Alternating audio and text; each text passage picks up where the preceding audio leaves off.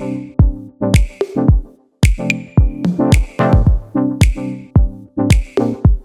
guys, so today's video is an updated version of my most viewed video, which is all about healthy habits. I just wanted to do an updated version because while I love that video, there's some things in there that I don't agree with anymore, and I just wanted to share some more habits and healthy ways of living for the new year because it's coming up to the new year soon.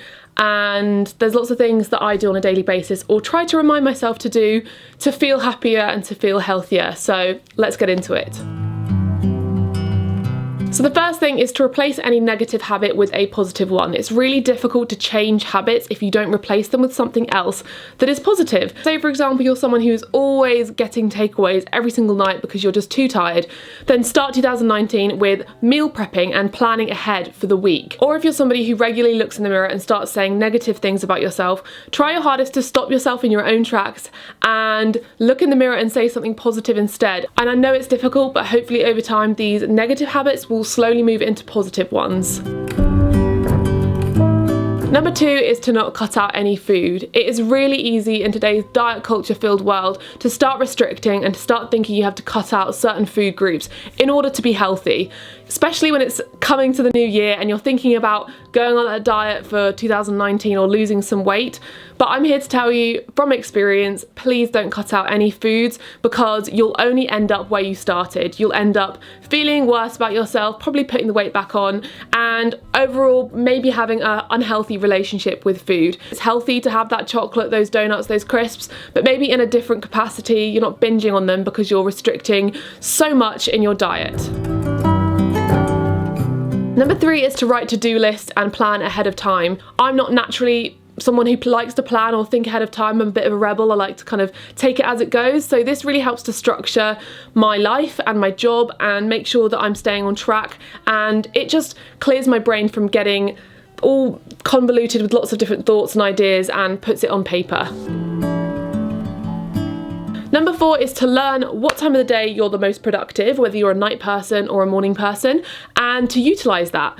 I'm the sort of person who gets loads of work done in the morning. The earlier I wake up, the more productive I am. But then again, my partner, he is not a morning person at all. He will be the most productive at night. He's always bustling and moving around and doing stuff in the evening whilst I'm settling in. So take advantage of that, accept that not everyone's the same and maybe you just aren't a morning person, and figure out what time of the day you're going to be the most productive. Number 5 is to realise that thoughts are just thoughts. This has taken me years to realise, but it has absolutely transformed how I live my day-to-day life.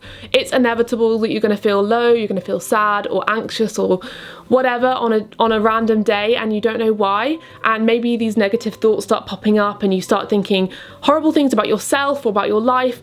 But you have to remember that those are just thoughts. They aren't you, they don't determine your life, they don't determine your future, and it's a powerful tool to remember in those moments that this is just a thought, this isn't going to control my day, and this isn't going to control how I see myself, so I'm just going to let that thought pass, and I'm going to move on from it. Try it, honestly, it gets better and easier the more you do it, and it is a powerful tool to understand your own brain and to understand your own mental health. Comparison is the thief of joy, and it's even more difficult with social media to not compare yourself to other people on a really, really large scale. I know that I do it. I have a good day where I'm feeling great about myself, I'm feeling really happy, my career and my life and my relationships. I go on social media and I see someone's achieved something incredible, way bigger than what I have achieved, and then I suddenly start to second guess myself and not feel so good about the things I was previously feeling really good about. You are the only person who you should be comparing yourself with, not that other person's life, not that other person's body, not that other person's relationship, because in all honesty, it has no relevance to your life. And if you find yourself comparing yourself to them, just stop yourself in your tracks, get off your phone, stop thinking those things, and remember how far you've come and what things you've achieved. Number 7 is to cull your wardrobe seasonally. You may have seen in my declutter videos that I love doing this, and I like to put my summer clothes away when the winter comes and declutter before I do that, and then bring out my winter clothes and declutter those before I put them in my wardrobe. I really love doing this because it feels like you've had a fresh start.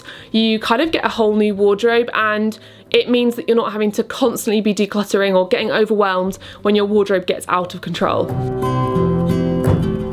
Number 8 is to learn new perspectives. When you finish school and university and become an adult, you stop learning as many things and learning about as many topics outside of your day-to-day life. So I really love using Skillshare to do this. If you didn't already know, Skillshare is an online learning community with thousands of different classes in all sorts of topics like business, photography, filmmaking, technology, entrepreneurship. You name it, they've got classes on it. And if you get a premium membership, you have unlimited access to these, so you get high quality classes from the experts. I have found this so useful. Anytime I want to learn a new skill or understand something better, I go to Skillshare to learn about it. I've learned loads about photography, design, filmmaking, and also recently I've loved learning about finance and investing over there. And it's actually really affordable. If you get the annual subscription, it works out at less than $10 per month. So if there's something that you've always been wanting to learn and you want to learn about it quickly through a video that's easy to understand, go check it out. The first 500 people who click the link in the description get the first 2 months for free, which is pretty sweet. Another thing to do is to minimise your beauty regime. Sometimes we can overcomplicate things and actually our skin ends up hating us for it. So what's really helped me is to minimise. I've talked about my natural beauty routine before, and I have a whole ebook on how to make your own DIY beauty products. But it could just be as simply as cutting out a few of the products that you're using on a day-to-day basis, just to save you some time and hopefully to give your skin a breather. Number 10 is to always make sure you stock your cupboard with certain ingredients, so it makes it easier to cook from scratch, cook from home, and make some really yummy healthy meals. Some of the things that I always have in my cupboard are spices, oats, rice, pasta, lentils, beans, chopped tomatoes, soy sauce, maple syrup, lots of different things, and I always buy the same things when I go shopping and make sure I always have them. So if I'm, at the end of the day comes and I have no idea what to cook, or I really fancy a cookie or something, I'll have those ingredients in the cupboard to make it from scratch. Number 11 is to set aside time to use your phone. We're in a generation that are obsessed with our phones, me included. I work on social media, so it's really difficult for me to take time off of my phone. But what has really helped is to set aside times of the day where I'm using my phone and not using my phone. So when I wake up in the morning, I don't go on my phone until I sit down for work. And similarly in the evenings, I like to switch off before bed and put my phone in the other room on charge. So I'm not beginning and ending my day on social media. It really gives me a breather to think and to relax and to calm down without comparing myself to other people or looking at what other people are doing, because honestly I don't need to be doing that at those times of the day. Number 12 is to sweat it out. There is nothing that does more for my physical and mental health than exercise. If I'm feeling gross, groggy, tired, anxious, I'll go to the gym, or I'll just do a 15-minute HIIT workout at home and I will immediately feel better, so give it a go. Number 13 is to eat more plants. As a vegan, I'm going to say this, but even if you're not vegan, try adding some more vegetables, fruits, legumes, nuts and seeds to your diet and see how it makes you feel. So number 14 ties into what I was talking about earlier with comparison. So I would really recommend that you unfollow anybody who makes you feel bad about yourself. Even if there's someone who is your friend or someone who it means totally well and is a really, really lovely person who's only trying to have a good influence, maybe for you they aren't a good influence and they make you feel negative thoughts. And there are also people out there who just aren't a good influence at all, and you just shouldn't be following them, full stop. So go have a little declutter on your social media accounts and keep it a place full of people that actually make you feel good.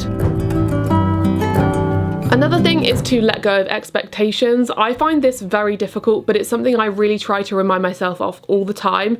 When it comes to other people, you can often expect them to do certain things or expect them to behave a certain way in certain situations. But if you let go of those expectations, you'll probably find yourself getting a lot less upset or angry or let down by other people. And similarly, it's really important to not set yourself unrealistic and high expectations, because when you inevitably don't achieve them within this time frame that you've set for yourself, you won't feel disappointed and you won't feel let down. So maybe rethink the expectations that you hold on yourself and on others. Number 16 is to listen to your body. So many of us ignore our body's natural signals. So when we're hungry, we won't eat. When we have achy muscles, we'll go to the gym anyway. When we're really tired, we'll stay up late. We're constantly ignoring what our body is telling us, and then it leads to us feeling really rubbish and really crap and not healthy at all. So next time your body is telling you something, try to listen to it. Another really healthy thing to do is to create an enjoyable morning routine. I used to get out of bed, whack some makeup on, run out the door in the space of 15 minutes, and it was not enjoyable at all. It was very, very stressful until I started to get up a bit earlier and create a morning that was stress-free, was relaxed, and it had time for myself. So it's going to look different for everybody, but for example, I love to do yoga in the morning because it really calms me down, it helps with my IBS symptoms, and I really like to sit and enjoy my breakfast before I get on with work, and sometimes if I have the time I'll go on a little walk outside. So those things make me feel happy in the morning and set me up for the day. So maybe think about how you can utilise your time in the mornings to do something that makes you feel happy. Number 18 is to spend time with inspiring people. Who we spend time with and surround ourselves with affects who we are as people. So make sure those people inspire you, motivate you, encourage you, lift you up, and make you a better person. Number 19 is yoga. Now, I started doing yoga this year properly and it has honestly changed my life. I didn't think I'd be one of those people to say that, but it has, because I had IBS, I was very stressed, and I wasn't taking the time for myself. And since starting yoga, I've been able to manage my IBS symptoms. I've felt a lot less stressed. It gives me the power each day to just slow down and relax and take time for myself. I highly recommend you go check out Yoga with Adriene and start with her 30 days of yoga if you are a beginner. Number 20 touches on what I talked about earlier, and it's to ditch the diet mentality. I know it's difficult because diets are everywhere and constantly everyone's telling everyone that they should be on a diet, and this time of year especially, you overeat at Christmas so you can go on a diet for the new year. But what I would say to you instead is to just try and be healthier overall. Try and be healthier in your mind and in yourself, not just in what you're eating, and focus on that, because in itself will make you feel better about yourself and probably not as tempted to go on a diet. So go into the new year with a healthier mindset and feed yourself the foods that make you feel good. And in order to feed yourself the food that makes you feel good, you're going to want to learn to cook. So I've got you covered. I've got so many videos on my channel with how to cook loads of yummy, delicious meals. Even if you aren't vegan, there's so many on there that you'll enjoy that will make it a lot easier for you to cook from scratch. Number 22 is to take time off. A lot of us forget to take time off and we think we have to be constantly on the go, constantly working, constantly achieving our goals and doing more. But actually, when you take time off, you enable your brain space to be inspired, to relax, to chill out. It's like when you're in school, you were advised to take breaks when you were revising, and it's the same when you're an adult and when you're working hard. Take time off and give yourself space to breathe. Number 23 is a little trick that I like to do with my to-do list, and that's to tick one of the things off of the list first thing in the morning. The easiest thing on the list, the thing on the list that's only going to take 1 minute. Do it first thing and then you feel like you've achieved something for the day before you've even started. Number 24 is to set up a direct debit straight into your savings account before you even see it every time you get paid. That means there's going to be money in your savings account that can grow, so you have an emergency fund, so you can start investing, saving your money and being smart. Now we're at the final one, number 25. It's time to ditch the do it later mentality. I often move the things on my to-do list for this day to the next day to the next day, change my plans, and it's really a bad habit of mine that I've got to work on, and we probably all got to work on, because the longer that you put things off, the more difficult it becomes to do that thing that you've put off. So try, in that moment when you want to put it off, think, How hard would it be to just do it now and just get it done? How much better would I feel if I just did it now and got it done? So I hope you enjoyed those healthy habits. You can go check out my video I made last year or the year before if you want to see some more. Also, let me know in the comments what healthy habits you're going to be incorporating from now on and what things you want to be focusing on. And make sure you're subscribed and you've liked the video. Also, we are doing Vlogmas over on my vlog channel, so you can go check that out if you want some more lifestyle and daily vlog content, and I will see you in my next video. Bye. No. Great.